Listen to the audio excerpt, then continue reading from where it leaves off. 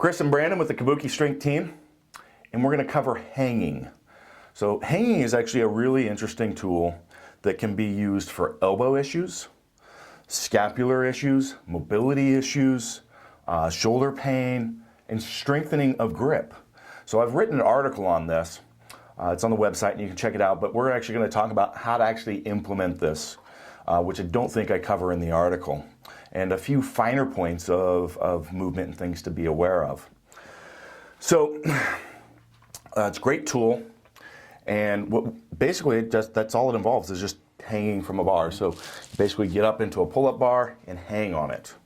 So at first, if you've got shoulder issues and just doing a full relaxed hang bothers you, you can engage the lats a little bit, kind of pull back in here, boom, and do an active hang before you get to a full passive hang where you're hanging. As you're doing it, you really want to think about relaxing that entire chain. So let the biceps go, open that up, and you really want to think about from a grip perspective, is taking this hand here and making it really wide and try to crush that bar. That's one of the things that we lose a lot of in our powerlifting is kind of that engagement in here as well when we've got that bar. So we've got a couple dominant fingers, and this really helps improve the grip. So we want to get up to where you can hang with two hands for 2 minutes. Once you can get to that, you can actually start playing with a one-handed hang as well. So the one-handed hang is going to be much more aggressive on the grip, the elbow, the back. So I like doing the one-handed hang for like 3 sets. I can do it for about 30 seconds. Depends on my body weight a lot. So it's between 20 to 40 seconds, depending on where my body weight is at. And by the third set, I'm pretty well done. You can do this every day. I like to mix it in like every other day, every third day.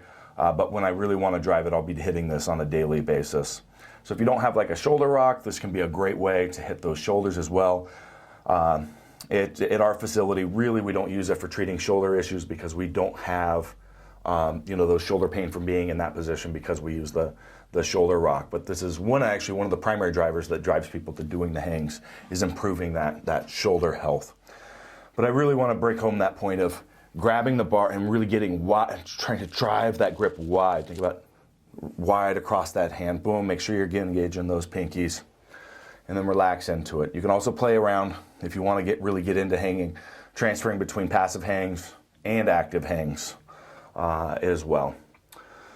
A lot of this work is stolen from Ido Portal. I think he recommends about 7 minutes of hanging total per day.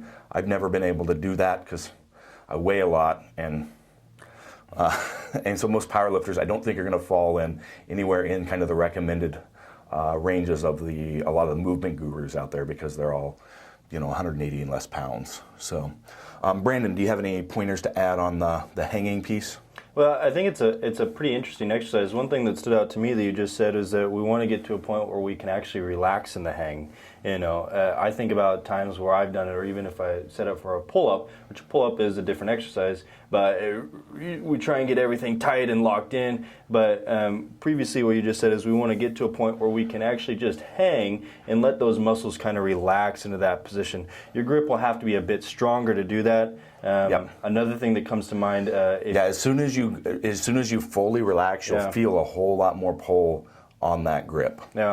Yeah, and potentially if this causes some sort of pain, but you're dead set on doing it, you might be able to raise your actual feet up to the pull-up bar so you can distribute some weight into the ground while still hanging. Yeah, seeing that we're speaking to powerlifters, you could start with a band assistance or something of that nature because we typically are a little bit heavier than most folks. For the elbow, this is what I found really interesting for the elbow. We've got another piece on elbow into range of motion, but the different thing that the hang does is you're pulling through here and through here. So you've got two ends pulling on this in a fully relaxed state where you're in range of motion with this. So I like to take kind of those elbow in range extension drills that we have in another video, do those first, get nice full open joints, and then finish that off with a hang where I'm actually pulling on it with my forearms and a little bit of, you've got all this chain kind of pulling on it both directions. Because it's a really interesting mix that the hang adds to the elbow piece of it is that pulling from both ends of it that you don't get from anywhere else. Yeah, absolutely. All right, I think we pretty well covered that topic. Great tool. It's a regular part of my routine. I've got a pull-up bar at home just so that I can do that when I miss it here at the gym. Great for developing the grip. Great for dealing with elbow issues, and great for dealing with shoulder issues as well. If you do have like some rotator cuff impingements or any of that overhead stuff, this may aggravate that, and you'd want to avoid actually hanging with those impingement type issues. So caveat for shoulder health issues. Yeah. One final note, if you brought up shoulder issues, you know, if we look at a lot of pull-up bars, we have varying grips that we could potentially use. If you are dead set on, for some reason, doing a hang, you can actually use that lateral grip to take a little bit of the pressure off the shoulder. Granted, it's not the same thing as getting to those kind of end ranges of shoulder rotation, but it might be a good starting point for people who have actual impingements in the shoulder or even in the serratus. Yeah, definitely. All right, signing out.